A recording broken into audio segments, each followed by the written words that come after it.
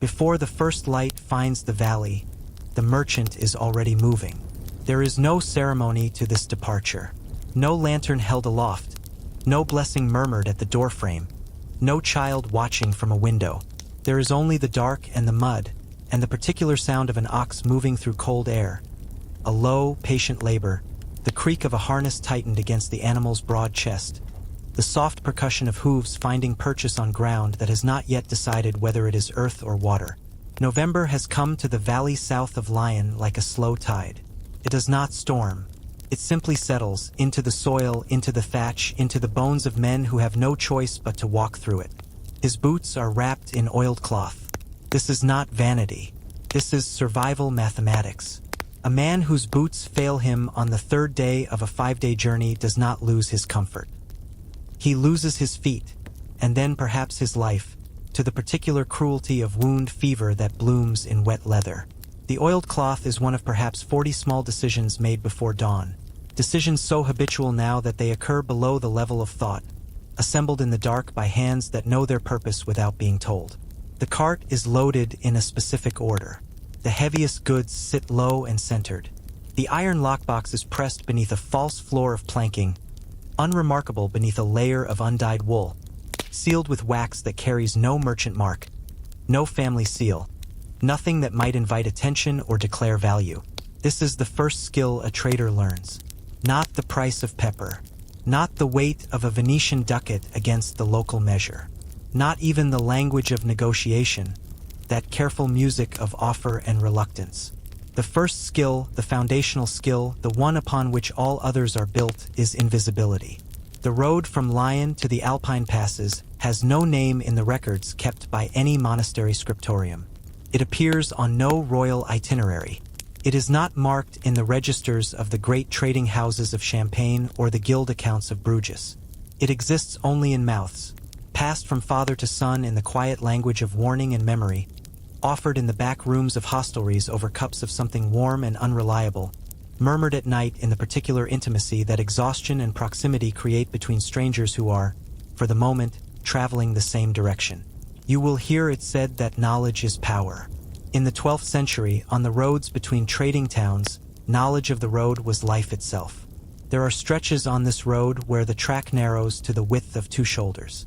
To the left, the hill rises like a wall, limestone and old root, wet with the seepage of the season, offering no purchase and no shelter.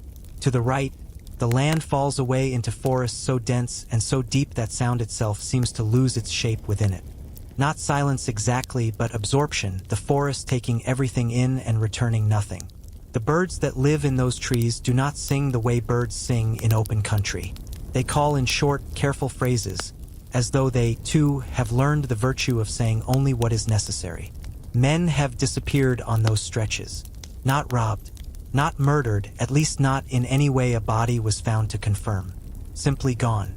Their carts discovered later, listed to one side at the road's edge, a wheel still turning in the rain, the oxen standing patient and bewildered, waiting for instruction that would never come. The goods sometimes present, sometimes not. This ambiguity is its own kind of horror, the absence of evidence, the refusal of the forest to offer explanation. A man attacked and killed leaves signs. A man who simply vanishes leaves nothing but the question. His name, if it matters at all, is something like Arnaud. Names are slippery things in the 12th century. They are worn and shed depending on the town, the tax collector, the lord whose land you cross. A man might be Arnaud in Lyon and something consonantally different in the next prefecture, the same face and the same goods and the same scar above his left ear, but carrying a name that fits the jurisdiction the way a borrowed coat fits the shoulder, approximately with adjustment. This is not deception in the moral sense. It is adaptation. It is the grammar of survival in a world where identity is a document and every document can be challenged. He carries with him a letter of safe conduct from a minor ecclesiastical house, a Benedictine community of no particular influence, located 2 days' ride from the nearest town of consequence. The seal is genuine. Mostly, the wax bears an impression that will pass the scrutiny of any toll collector who lacks the specific visual memory of that particular monastery's mark. Arnaud has used this letter 17 times. He has never been questioned. He carries also a small knife tucked inside his left boot, blade upward in the Lombard fashion, accessible in the event that inaccessibility becomes the difference between continuation and its opposite. He carries a vial of something bitter sewn into the hem of his coat. Not poison, or not exactly, but a preparation of properties that a particular apothecary in Lion described as useful for situations requiring unconsciousness to be produced quickly in another person, with no questions asked and no receipt provided. He has never used it. He carries it the way a man carries a last argument, hoping always for the conversation to end earlier. And he carries the particular kind of courage that has no name in any language he knows. Not bravery. Bravery is for men who have the luxury of fear and the option to refuse. This is something older and less celebrated, the courage of ordinary men who go on anyway, who rise before the dark lifts and load their carts in silence and begin moving into the cold because the alternative is stillness, and stillness, in his world, in this century, on these roads, is its own kind of dying. The market at Montmelian will not wait. The wool buyer in Susa has other suppliers. The window between the first snowfall on the lower passes and the closing of the high routes is perhaps 3 weeks, perhaps 4, and every merchant who has survived more than one season on the Alpine roads knows that the window does not negotiate. The ox moves forward into the dark. The cart will cut a new groove in the November mud. Behind him, the valley is already disappearing. The outline of rooftops, the last ember glow of a fire through a shutter, absorbed into the gray morning as though it were never there at all. Arnaud does not look back. He never looks back. It is a habit he formed years ago, not from resolve or philosophy, but from simple practical understanding. The road ahead requires everything he has. The road behind asks nothing of him now. What matters is what lies between here and the first pass, what waits in the thinning of the trees, in the narrowing of the track, in the silence of the forest that is always listening for the sound of a man traveling alone with something worth taking. He adjusts the collar of his coat against the cold. He speaks once softly to the ox. The animal's ears shift, acknowledgement or patience or both. The road opens before them, pale and unknowable, curving away into the mountain's first gray shadow. And somewhere ahead, on a stretch of road that has no name and no witness, something is waiting to see whether Arnaud is as invisible as he has taught himself to become. There is a kind of silence that belongs only to the hours after matins. Not the silence of peace. Not the silence of a world at rest. This is something more deliberate. The silence that settles when the monastery bells have finished and the echo has been swallowed by stone and dark sky, when the monks have returned to their cells and their cold prayers, and the world outside the walls becomes less a landscape and more a held breath. The pause between one kind of watchfulness and another. The hour when the night is most fully itself. It is in this silence that Elias the Venetian packs his mule. He does not use a candle. Candlelight in a stable yard, visible through any crack in the fence, is an announcement. It says, "Here is a man with something worth protecting, here is a man about to move." Elias has not survived 11 years on the road between Venice and the fairs of Champagne by making announcements. He works by touch, and his touch is a language of its own, a fluency built from 10,000 repetitions in cold and dark and urgency. His fingers find the panniers in sequence. Left side first, the spice bundles wrapped in oiled linen and nested in order of weight, heavy at the bottom, fragrant and fragile at the top. Cloves from the Eastern trade, a small quantity of mace, 2 sealed jars of saffron so valuable that he does not allow himself to think about their worth directly, approaching the figure only obliquely, the way one looks at a bright object by looking slightly to the side of it. Right side. The cloth goods, the small locked casket, the provisions for 4 days wrapped in a bladder against the wet. The rope through the iron ring on the harness has a particular resistance when drawn correctly. He has learned this the way a musician learns a fingering, not through instruction, but through the accumulated memory of times it was wrong and the consequences that followed. A harness that slips at the wrong moment, on a mountain track, in the rain, is not an inconvenience. It is a catastrophe. Elias does not allow catastrophes where the alternative is attention. His fingers are calloused past feeling in the cold. He does not notice the temperature. He notices instead the sound from the tree line, or rather, the absence of it. There are two kinds of silence in a forest at night. The first is the silence of nothing, a genuine emptiness, the woods simply sleeping, the birds tucked into their branches, the small animals still in their burrows. This silence has a quality of completeness, of satisfaction. It is the silence of the world being what it is. The second kind of silence is different. It is a silence with weight, a silence that has been arranged. The sound of things holding themselves still because something else is moving nearby, and stillness is the response. It is the silence of something listening. Elias has heard both kinds of silence many times. He knows the difference the way he knows the difference between rope drawn correctly and rope drawn incorrectly, not through reasoning, but through the body, through the particular way the hair rises on the back of the neck before the mind has caught up with what the nerves already know. He finishes the harness. He does not hurry. Hurrying is also an announcement. He has been trading the road between Venice and Champagne since he was 23 years old. He was 23 the year his first trading partner, a Genoese cloth merchant named Benedetto, was killed on the road through the Susa Valley, killed not by bandits, Elias has always believed, but by his own impatience, his refusal to read the signs that Elias, standing beside him, had read and tried to name and could not. Benedetto had called it nerves. He had said, "You are young, you are afraid, there is nothing here." He had walked on ahead. Elias had stopped.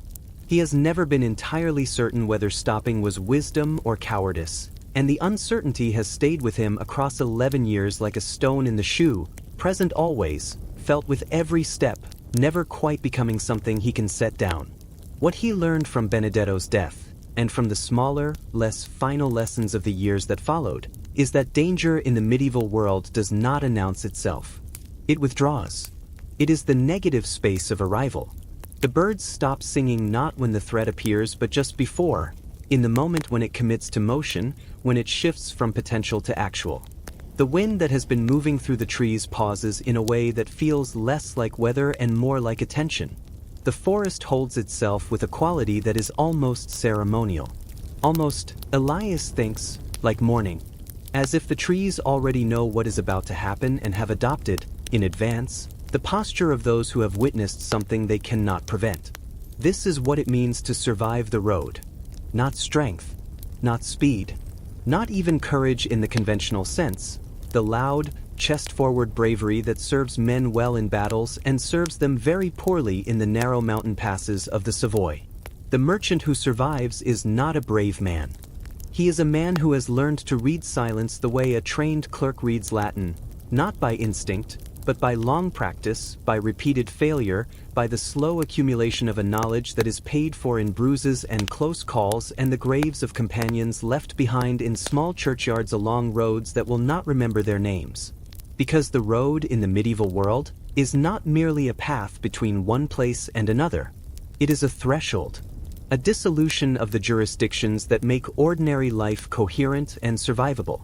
Inside the city walls there are laws, imperfect, inconsistently enforced, sometimes corrupt, but present. There are guilds and judges and the slow machinery of accountability. There are neighbors. There is a priest who knows your face and a landlord who knows your debt and a market inspector who knows the weight of your scales.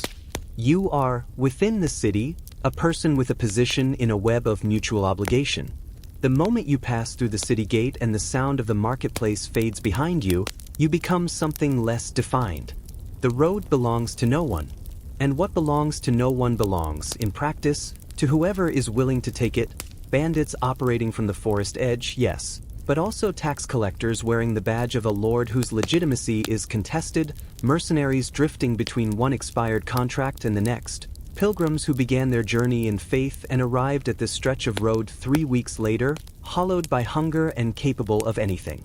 And beyond the human dangers, the road offered its own indifferent cruelties, floods that rose without warning, ice that formed overnight on a descent, the slow cold accumulation of an early frost falling on a man who has misjudged his provisions and finds himself 2 days from the nearest village with nothing left to burn. Elias leads the mule out of the stable yard. The darkness is absolute. In the tree line, nothing moves. That is not reassurance. He knows better than to find reassurance in a stillness that has been arranged.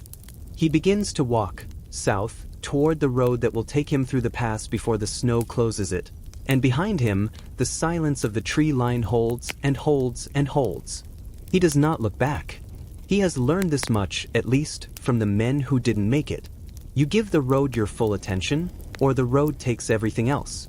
But what Elias cannot know, as the darkness closes around him and the mule's breath rises in small white clouds above the track, is that the dangers he has learned to read, the bandits, the silence, the shifting weight of threat in the dark, are only half the story. The other half waits not in the forest, but in the market square. Not in the violence of the road, but in the calculated civility of the men who will meet him at the other end of it, with smiling faces and letters of authority and hands extended for tolls that no law made and no lord had the right to demand. The forest is honest about what it wants. The road ahead, the human road, the world of bridges and barriers and men with seals and ledgers, would prove, in its way, far more dangerous.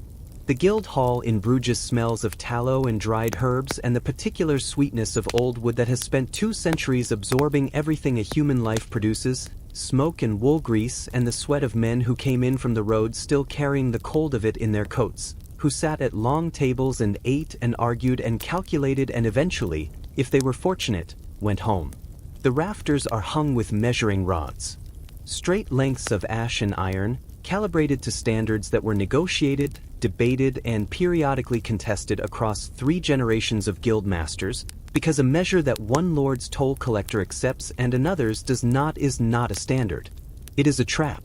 The walls carry portraits going back perhaps 200 years, cloth merchants rendered in the Flemish fashion, formal and unsmiling, each figure shown in profile as though looking toward something just beyond the frame, each pair of painted hands holding the instruments of the trade, ledgers with their clasps, bronze seals on their cords, folded squares of fabric in the colors that would have meant something specific to the eye of a buyer who knew the grades. Small brass weights, precise and cold, resting in stiff painted palms. They are portraits of men who died in their beds, mostly. This is the point. This is what every portrait in every guild hall in every trading city of Northern Europe is really saying, beneath the formality and the painted gravity and the careful dignity of the pose. We came home. We outlasted the road. We came home when others did not, and here we hang as evidence, not of wealth exactly, not of piety, but of the particular achievement of having survived long enough to be commemorated. A boy of perhaps 14 stands at the edge of the hall. His name does not appear in any record. He is a merchant's son, or an apprentice, or a nephew brought along to begin his education in the particular curriculum that no monastery teaches and no church school includes in its program of study. He stands at the edge of things the way young people stand at the edge of knowledge they do not yet have the frame to hold, with stillness, with the careful attention of someone who understands, on some instinctive level, that what is being offered is not merely information. At the center of the hall, a merchant named Peter is explaining the inland routes. Not the routes marked on the church maps. The church maps, beautiful as they sometimes are, the great Mappe Mundi with their Jerusalem at the center and their sea monsters in the margins and their roads drawn as thin red lines through an idealized landscape, are navigational fictions. They were drawn by men who had, in most cases, never walked the roads they depicted. The distances are wrong. The gradients are absent. The seasonal conditions that turn a perfectly serviceable summer road into an impassable swamp between October and March are nowhere indicated, because the men who made the maps were interested in the spiritual geography of the world, in the relationship between places and meanings, and the question of whether a particular river crossing floods badly in early spring was not, to their minds, the kind of knowledge that cartography was designed to preserve. Peter's routes are different. They exist in no archive. They have never been written down because writing them down would fix them, and the value of this knowledge is precisely its fluidity, its capacity to update itself, to incorporate last week's information about a bridge washed out on the Ghent Road, or a lord newly installed in a riverside toll house whose appetite for extraction has not yet been calibrated by experience. These routes run along the south side of the river where the gradient is gentler on tired pack animals. They pass through specific villages. He names them quietly, with the reverence of a man reciting something sacred, where the innkeepers are known, where the well water has not been implicated in the deaths of travelers, where the stable boys can be trusted to report strangers seen on the road the previous day. They skirt wide around the territory of a particular lord. Peter does not name him, but the men listening know exactly who has been charging triple the customary toll at his bridge crossing for 3 years and against whom no petition, no guild complaint, no letter to the regional court has produced any remedy whatsoever. The boy at the edge of the hall listens with a quality of stillness that is not passivity. It is absorption.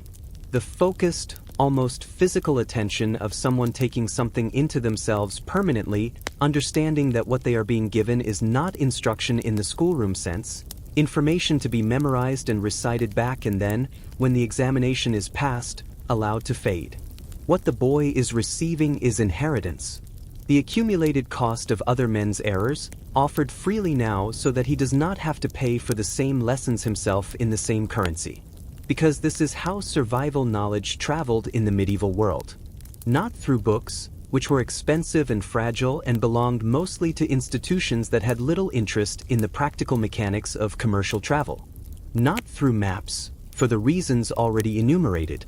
Not through royal decrees or guild proclamations or the official communications of merchant councils, which were useful for establishing principles and entirely useless for navigating the specific and unpredictable reality of the road on a particular morning in a particular season with a particular load. It traveled in voices, in the specific, unrepeatable, irreplaceable exchange of one man who had been somewhere last week telling another man who needed to go there next week what he had found.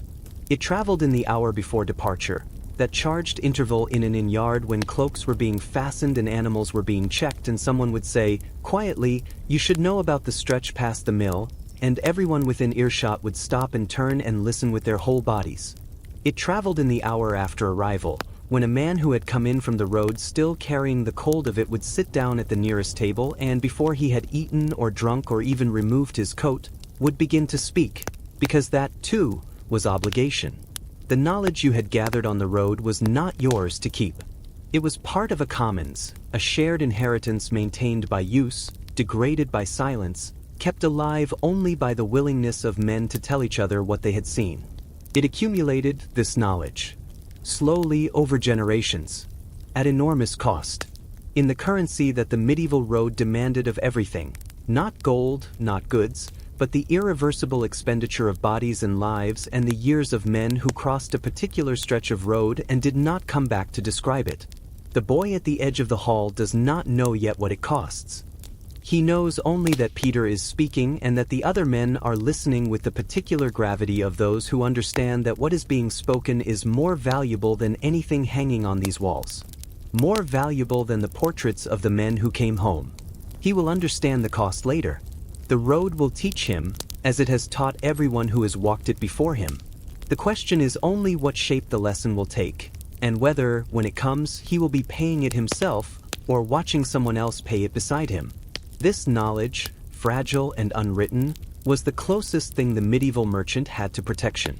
But there was one institution that came closer still, one structure built not from memory or voice, but from the deliberate architecture of mutual need. In the morning, when the gates opened and the roads filled again, that structure would become visible. Not in the portraits on the wall, but in the simple human act of moving together. She carries no weapons. This is not an oversight. It is not poverty or naivety or the resignation of someone who has accepted her own vulnerability as fixed and final. It is a decision, arrived at carefully, tested against experience, refined over years of watching what happened to women on the road who made different choices. A woman with a visible blade invites a particular kind of attention. It says, "Here is something worth disarming." It transforms every checkpoint, every border crossing, every encounter with men whose authority is provisional and whose tempers are unpredictable into a confrontation. And confrontation, for a woman traveling alone between Córdoba and Toledo in the early 13th century, is almost always a losing proposition. Miriam does not fight. She moves. She is perhaps 30 years old, though the road has added something to her face that isn't quite age, a quality of readiness, of permanent low-level attention, the look of a person who has learned to process her environment faster than most people process their thoughts. Her father, Yusuf ibn Dawood, who traded spices along the roads between Al-Andalus and the Christian kingdoms for 40 years and died 4 months ago of a fever that took him in 3 days and left her no time to prepare, would have recognized the expression. He wore it himself. He had tried to teach her what it meant before he realized that it was not the kind of thing that could be taught. It was only acquired. By the road itself, in the time the road required, at the cost the road demanded. She has inherited from him 3 things of practical value.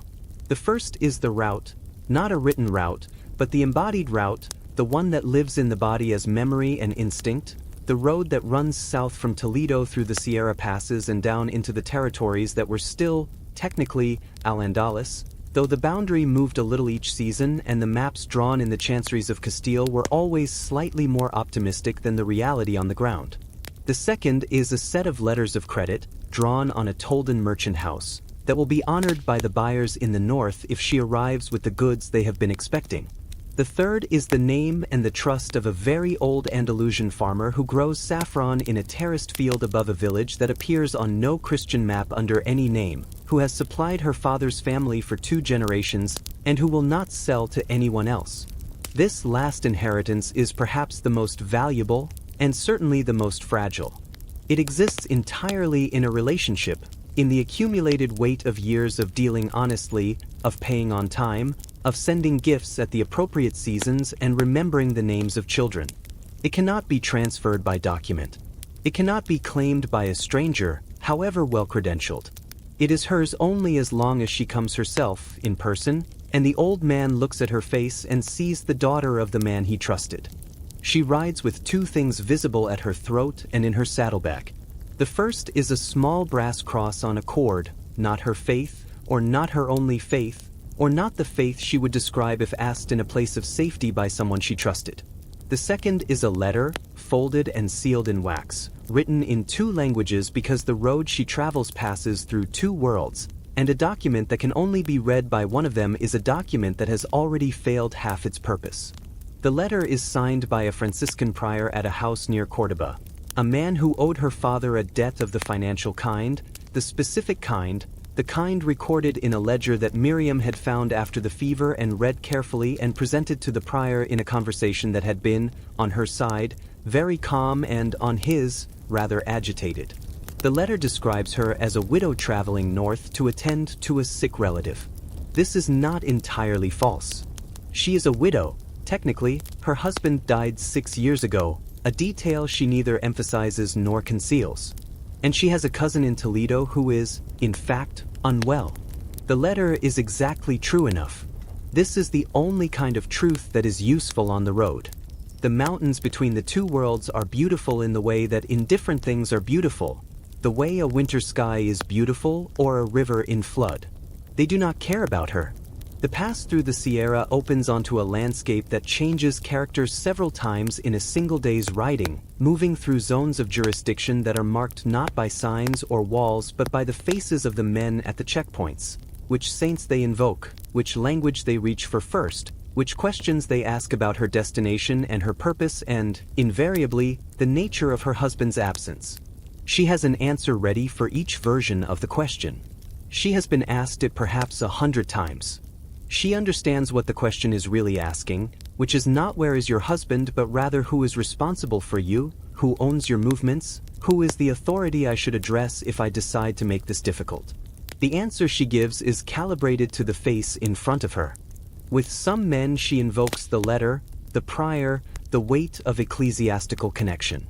With others she invokes grief, not performed grief, not the theatrical display that insults an intelligent person's reading of her, but the real grief, which is present always beneath everything else, which she simply allows to rise for a moment into her expression, which requires no art at all because it is simply true. Her father is 4 months dead. The grief is not a strategy. It is a fact that she carries and uses because it is there and because it is hers and because survival has always required, above everything else, the willingness to use what you actually have. What sustained women on the medieval roads was not what sustained men. It was not the guild knowledge or the convoy mathematics or the knife in the boot. It was something older and less easily named. The capacity to read a room, a moment, a face. To understand, in the space of a breath, which version of herself a particular man needed to see in order to feel in control enough to let her pass.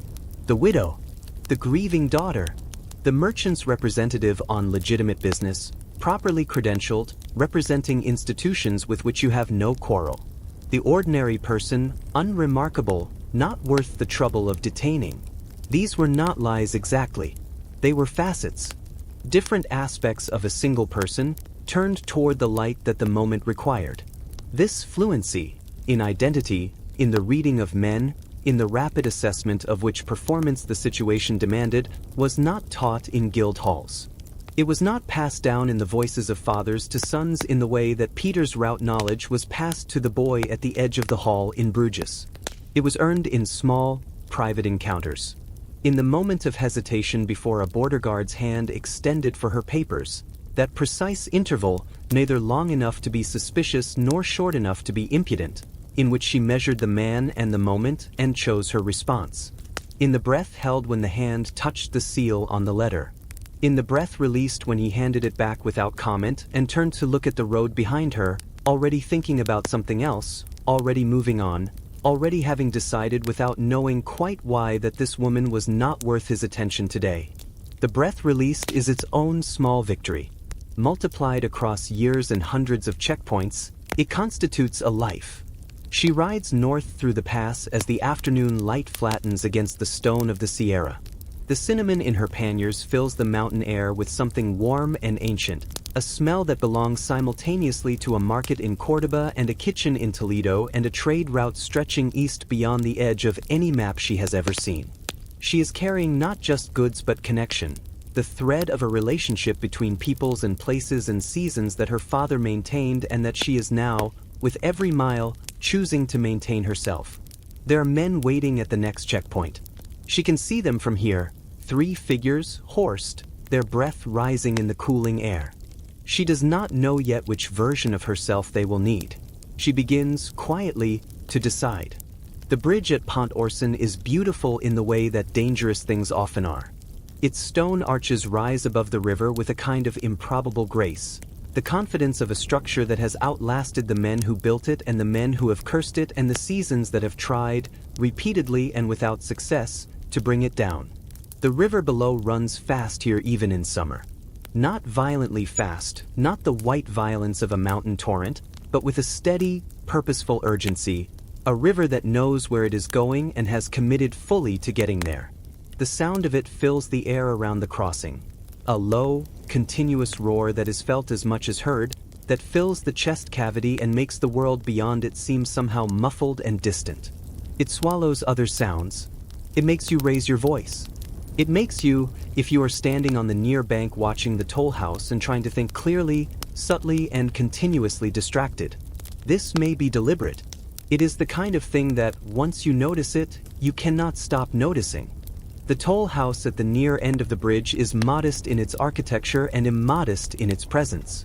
A low stone structure, perhaps 4 paces wide, with a single narrow window set deep in the wall and a door that stands permanently open, not from hospitality, but because closing it would suggest an interior worth concealing, and the toll collector at Pont-Orson has learned, over many years in this position, that the appearance of transparency is its own form of power. The open door says, I have nothing to hide. The open door says, I am not afraid of you. The open door says, you will cross this bridge on my terms or you will not cross it. He is a heavy-set man, the toll collector. He sits on a wooden stool outside the door with the posture of a soldier who has been stationary for many years but has not entirely forgotten what his body was trained for. His left hand carries the ink stains of a clerk. He keeps records, meticulous ones, in a ledger that would reveal, if examined, not merely the tolls collected but the names of the merchants, the goods declared, the dates, the amounts, and occasionally small annotations in a cramped hand that are not quite words and not quite numbers, the private notation system of a man who remembers things that are not officially recorded and keeps them in a language only he can read. He watches the road in both directions with the patient attention of a man who has nothing else to do and no personal incentive to be kind about any of it. Every merchant who traveled the roads of medieval France understood the toll system in the way that one understands a chronic condition, not with surprise, not with outrage, but with the dull, ongoing management of something that is simply part of the landscape of the life you have chosen. The theoretical basis of the toll was legitimate enough, or had been once. A lord who maintained territory along a well-traveled road could, within the customs recognized by the age, extract payment from the carts and pack animals and travelers who crossed his land. The payment was understood as the price of the road itself, its maintenance, its safety, the protection offered by the lord's authority against the bandits and brigands who would otherwise operate freely in the space between towns. In theory, the merchant paid the toll and received, in exchange, a road that was passable and a journey that was survivable. In practice, the road was usually in disrepair. The ruts deepened every autumn and were not filled. The bridges that were not made of stone, and most bridges, outside the main arteries, were not made of stone, rotted gradually and were replaced gradually and sometimes not replaced at all, which meant that the ford 3 miles downstream became the only crossing, and the ford 3 miles downstream happened to sit on land belonging to a different lord who charged his own toll for the use of it. The protection offered was, in many cases, from the lord himself, which is to say that paying the toll was protection in the most direct and ancient sense, the sense that precedes law entirely. You paid because the alternative to paying was to discover what the lord was willing to do to a merchant who had decided not to. The tolls accumulated. A journey from Paris to the Mediterranean might cross 30 separate jurisdictions, each with its own rate, its own mood, its own institutional memory of merchants who had tried to cross without paying and the examples that had been made of them. 30 separate calculations, 30 separate performances of compliance and deference, and the particular expression a prudent man learns to wear in front of men whose goodwill he requires and cannot compel. The costs, added together, could consume a third of a journey's profit on a bad route in a bad season, in a year when the lords along the way had decided, for whatever private political reason, that the travelers on their roads were a resource to be maximized. The experienced trader carried the tolls the way a pilgrim carries the discomfort of the road, not with resentment, which is a luxury that accomplishes nothing, but with the cold arithmetic of a man who has built the cost into his calculations before he left and is therefore not surprised to find it waiting for him. He also carried something else.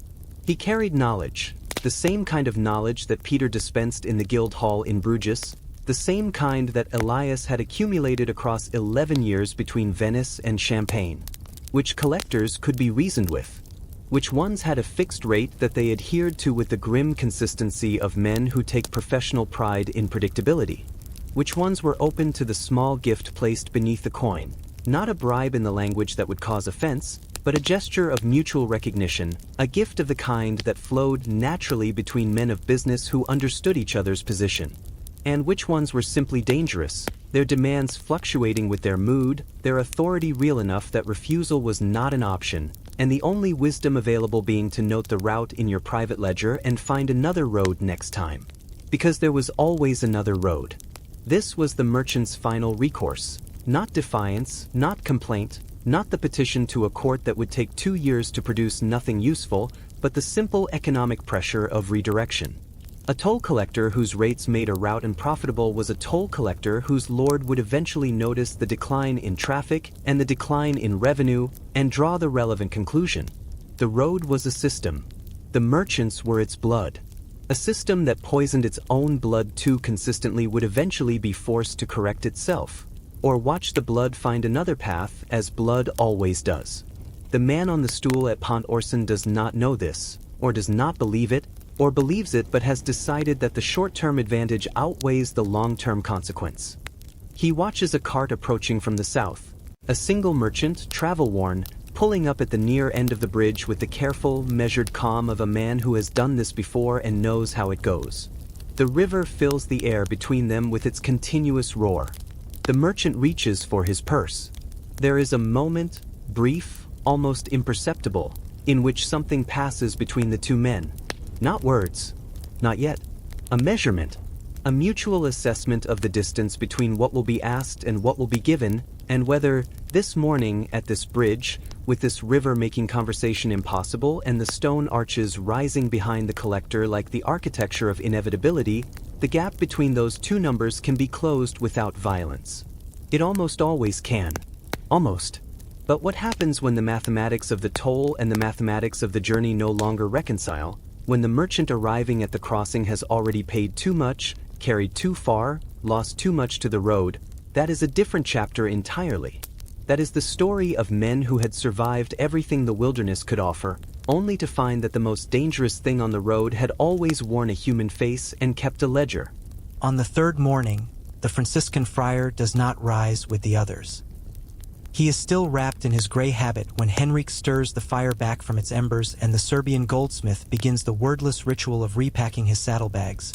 Methodical, unhurried. His eyebrows communicating some private satisfaction with the arrangement of his goods that requires no translation.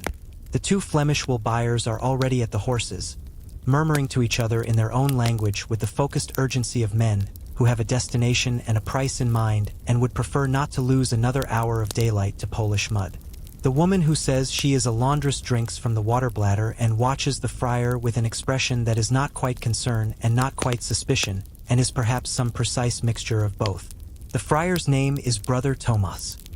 He has been, across 3 days of shared road, pleasant company, quiet when silence was appropriate, occasionally illuminating on the subject of the monastery at Danzig, producing from somewhere within his habit at mealtimes a small hard cheese of remarkable quality that he shared without being asked.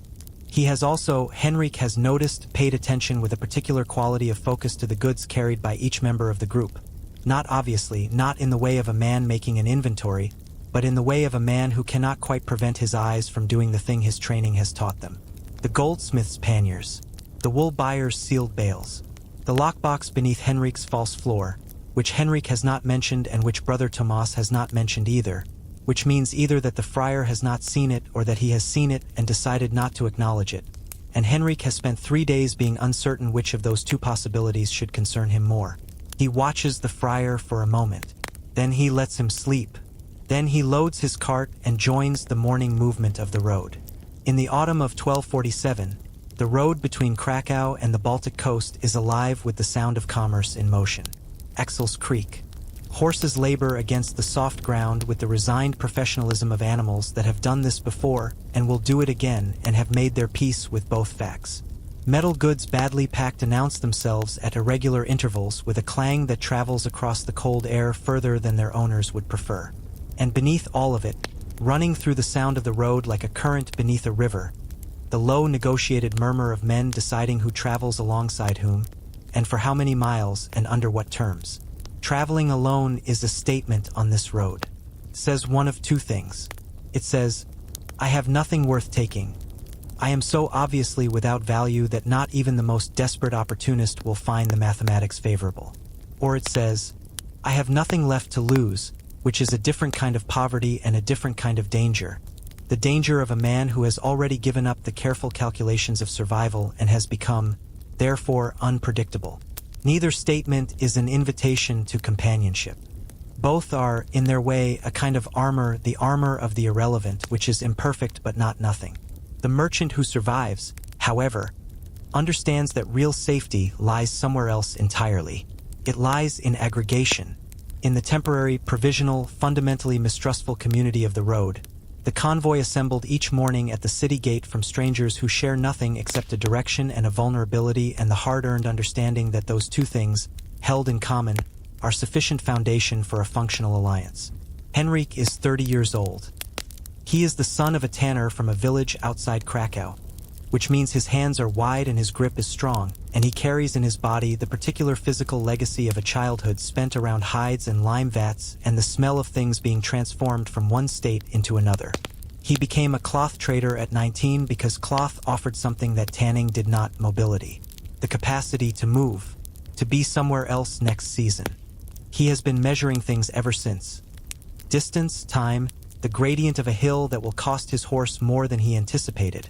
The intentions of strangers who are offering him something that seems more generous than the road usually produces. He has been traveling with this particular group for 3 days. They assembled at the Krakow gate before dawn on a Monday, not by arrangement, but by the organic gravity of people who arrive at the same place at the same time with the same destination and the same awareness that the road ahead is long and the forest on either side of it is not. Two Flemish wool buyers who speak to each other constantly and to everyone else minimally. Their communication a private economy of glances and half-sentences in a dialect that nobody else in the group understands. A Franciscan friar bound, he says, for a monastery near Danzig. The woman who says she is a laundress visiting her sister says it in the particular neutral tone of someone who is accustomed to people not quite believing the simple version and has decided to offer it anyway, because a simpler lie is a better lie. And the Serbian goldsmith, who arrived at the gate with a mule, two heavily wrapped panniers, and an absolute absence of any shared language, who communicates entirely through gesture and the expressive architecture of his thick dark eyebrows, which have proven, over 3 days, capable of conveying a surprisingly complete range of opinion on road conditions, food quality, and the trustworthiness of strangers. They are deeply suspicious of one another. This is, paradoxically, the thing that makes them safe. Distrust on the road is not a social failure. It is a professional competency. It means that at night, when the group makes camp in the shelter of a hillside and the fire is built low enough to give warmth without giving visibility, the balance every experienced traveler learns. And the goods are arranged in the center of the circle in the instinctive formation of people protecting something they cannot afford to lose. No one sleeps fully. Someone is always almost awake. The wool buyers take turns waking at irregular intervals to listen to the dark. The goldsmith, whose hearing is extraordinary, sits up at sounds the others do not register and subsides only when he has confirmed their origin. Henrik wakes at the 3rd hour, every night without needing to decide to. His body has learned this on its own, the way it learned the wide hands and the strong grip. The road teaches the body things the mind never formally consented to know. The medieval convoy was not an institution in any formal sense. There was no law requiring it, no guild that organized it, no official standing at the city gate each morning with a roster and a departure time. It was something older than institution, an organic response to the mathematics of threat, as old as the understanding that the wolf does not attack the herd, it attacks the animal that has separated from the herd, because the herd presents a different calculation entirely. 7 people moving together require 7 simultaneous decisions to be overcome. 7 sets of eyes watch 7 different arcs of the road. 7 voices, if it comes to that, can raise an alarm that will be heard at a distance. The bandits of the Polish roads in 1247 understood this mathematics as well as anyone, which is why the worst of them had learned to wait. Not for the lone traveler, who was increasingly rare as the trading season matured and the roads filled with convoy after convoy of merchants who had heard, through the network of voices that was the medieval merchant's primary intelligence service, that this year the forest between Krakow and the Baltic had become dangerous in the particular way that meant patience was required and allies were necessary. The worst of them waited for the thing that made every convoy eventually vulnerable. Not the darkness, not the difficult terrain, not even hunger, though hunger was always a factor on a long road with uncertain provisioning. They waited for the moment when the suspicion that bound the convoy together curdled into something else. When the wool buyers decided that the lockbox beneath the cloth trader's floor was more interesting than their shared destination. When the friar woke late and the question of why he was still sleeping became a question that nobody was comfortable asking aloud. When the laundress and the goldsmith exchanged a glance over the fire that lasted a half-second too long and everyone in the group noticed it and nobody said anything, and the silence after it was a different quality of silence than the silence before. The convoy's strength was its distrust, held in careful balance. Its weakness was the same thing. The moment the distrust tipped, the moment the strangers began to feel more dangerous than whatever waited in the trees, was the moment the protection failed. Henrik knows this. He has known it since the first morning, watching the group assemble at the gate, reading the faces with the careful eyes his road years have given him. He knows the alliance is temporary and provisional and rests on a foundation that requires constant maintenance. He keeps the fire low. He sleeps lightly. He watches brother Tomas, who has finally risen from his bedroll and is now standing at the edge of the camp, his back to the group, facing the tree line with an attention that is a little too focused, a little too still, for a man who is simply relieving himself before the morning's march.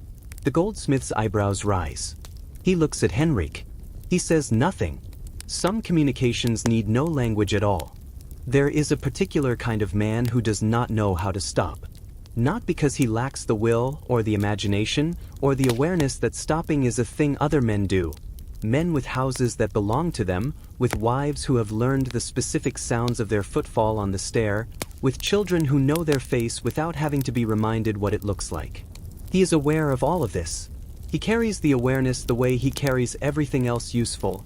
Close, accessible, consulted often, never quite acted upon.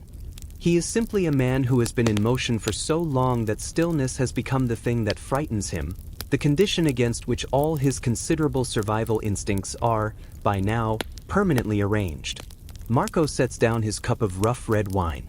He is sitting at a table in a hostelry in Genoa, a place he has used perhaps 30 times across as many years, a place whose smell he knows as well as he knows the smell of any room he has ever occupied, which is the smell of salted fish and extinguished tallow and the particular sweetness of wine spilled on old wood and never quite cleaned away.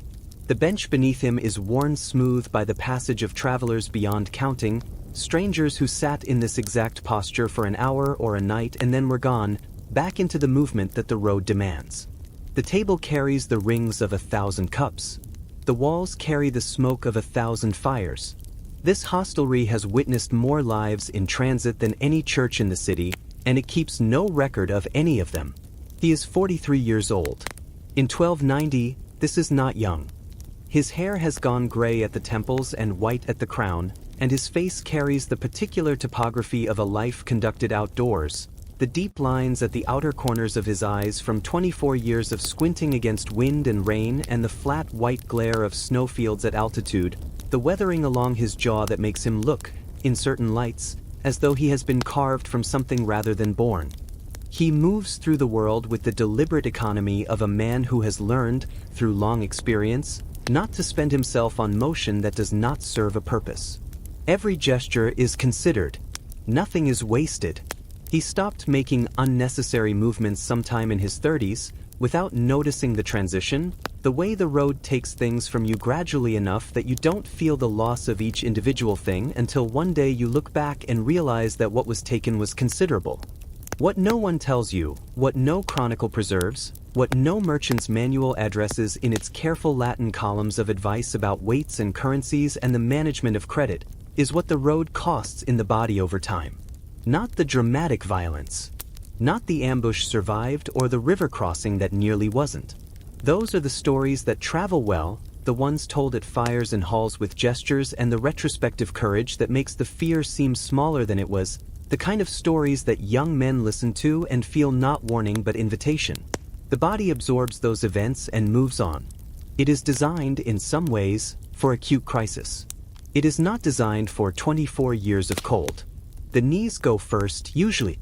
The sustained pressure of riding on roads that are, in most of their length, unpaved, packed earth in summer, mud in autumn, ice in winter, and back to mud again in spring, transmits a constant vibration upward through the saddle and the spine that the body processes for years without complaint and then, at some point past 40, begins to present for payment all at once.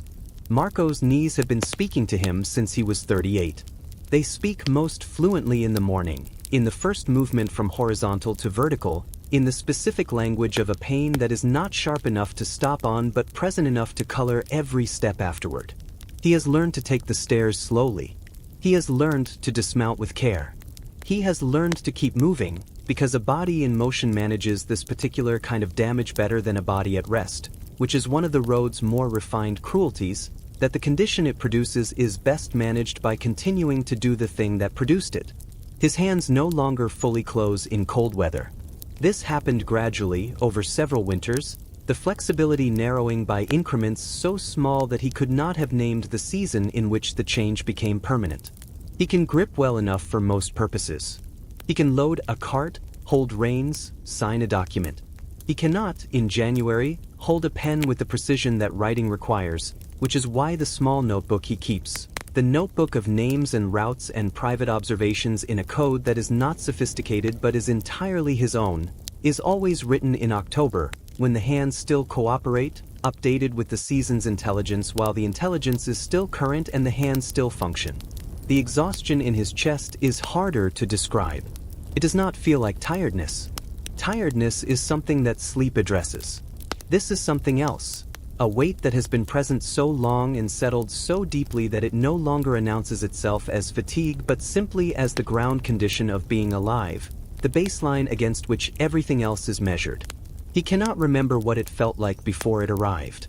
He is no longer certain it arrived from outside rather than growing from within, accumulated over years of the particular kind of vigilance the road requires. The permanent, low-level, never quite switched-off attention that Elias the Venetian called not fear but attention, that Miriam performed across 100 checkpoints on the road between Córdoba and Toledo, that kept Henrique's convoy alive in the forest outside Krakow by ensuring that someone was always almost awake. That vigilance does not turn off when the journey ends. This is the thing that no one warns you about, in the guild halls or the hostelry conversations or the accumulated oral wisdom of the merchant roads. The road trains the body for survival, and the body, once trained, does not untrain. The man who has spent 2 decades reading silence for threat cannot sit in a quiet room without some part of him remaining alert, scanning, prepared for the thing that has not yet arrived but might. The merchant who comes home, if he comes home, if he has a home, if home is still a coherent concept for a man whose life is organized around departure, carries the road inside him. It does not leave with the mud from his boots. Marco picks up the cup again.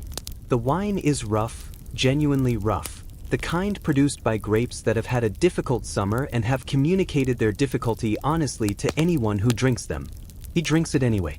He has eaten worse. He has been grateful for less. He is thinking about the road north.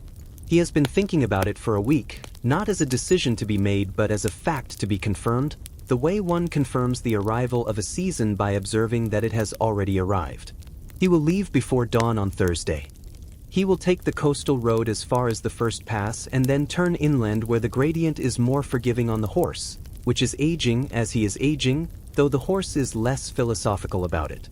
He will avoid the toll crossing at the bridge he has been avoiding for 6 years and whose collector he has listed in his notebook under an annotation that requires no translation. He will reach Lyon in 11 days if the weather holds, in 14 if it does not. He opens the notebook, turns to the page for the northern route, reads his own handwriting from last October, the names, the warnings, the small precise notations of a man who has survived by never trusting that he will remember something he could write down. And here, at this table, in this hostelry that has absorbed more lives in transit than any church in Genoa, a thought arrives that he does not often permit himself. Not a regret exactly. Not a wish for things to have been otherwise. More like a recognition, quiet, clear, arriving in the way that true things arrive when the noise of motion finally stills long enough to let them through. He has survived the road. He has navigated the bandits and the silence and the toll collectors and the mountain passes and the provisional alliances of strangers who needed each other for 30 miles and then dispersed back into their separate lives without ceremony. He has done this for 24 years, and the knowledge he carries, in his notebook, in his calloused hands, in the careful economy of his movements, in the gray at his temples, is real and hard-won and genuinely his. But survival, he understands now, in the way that a man understands things that have taken decades to arrive, is not an end in itself. It is a condition, a platform. The question that survival keeps asking if you live long enough and quietly enough to hear it, is not, how did you endure? The question is, what did you endure it for?